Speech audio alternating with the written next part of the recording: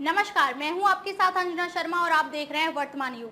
तो आइए शुरुआत करते हैं आज की खास खबर से। भारत का अद्भुत मिशन, अब 6000 मीटर की गहराई तक खंगाला जाएगा समुद्र का रहस्य, जल्द लॉन्च होगा समुद्रयान।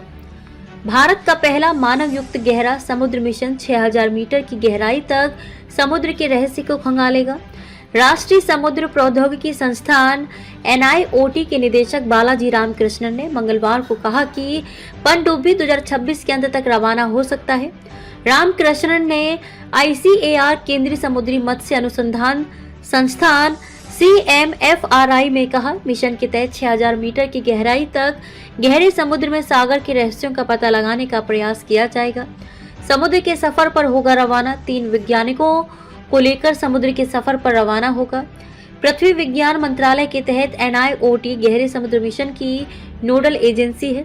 स्वदेशी तकनीक से विकसित किया गया है। स्वदेशी तकनीक से विकसित 25 टन की चौथी पीढ़ी के यान को विशेष रूप से गहरे समुद्र में अत्यधिक दबाव और तापमान का सामना करने के लिए डिजाइन किया गया है, जिसमें टाइटेनियम से बना पतवार है। समुद्र अनुसंधान के लिए गेम चेंजर। रामकृष्णन ने कहा, यह मिशन भारत के गहरे समुद्र अनुसंधान के लिए गेम चेंजर साबित हो सकता है। गहरे समुद्र से इकट्ठा करेगा नमूने। यह गहरे समुद्र में संसाधनों के आकलन और समुद्र पर्यटन की संभावनाओं के लिए नए रास्ते खोलेगा।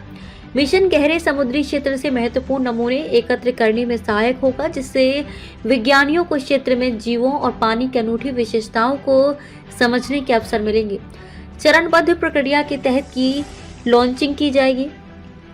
500 मीटर गहराई तक होगा टेस्ट। इस साल के अंत तक 500 मीटर गहराई तक परीक्षण किया जाएगा। गोता लगाने की यात्रा में 4 घंटे लगेंगे और बाहर आने में भी उतना ही समय लगेगा। विकसित की गई है नामक नवीन तकनीक विकसित की गई है, जिसका उद्देश्य बड़े पैमाने पर खुले समुद्र में उन्नत कृषि पर ध्यान केंद्रित करना है। यह तकनीक वर्तमान में प्रदर्शन चरण में है। ये इलेक्ट्रॉनिक रूप से निगरानी किए जाने वाले मछली पिंजरे अपतटीय क्षेत्रों के लिए डिजाइन किए गए हैं।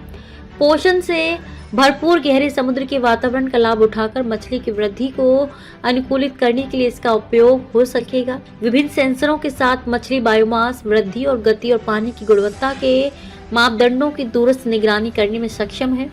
यह तकनीक भारत की खाद्य सुरक्षा के लिए महत्वपूर्ण हो सकती है। खबरों में अब तक के लिए बस इतना ही। फिर होगी आपसे मुलाकात कुछ ऐसी ही खास खबरों के साथ। तब तक के लिए नमस्कार और देखते रहिए वर्तमान युग।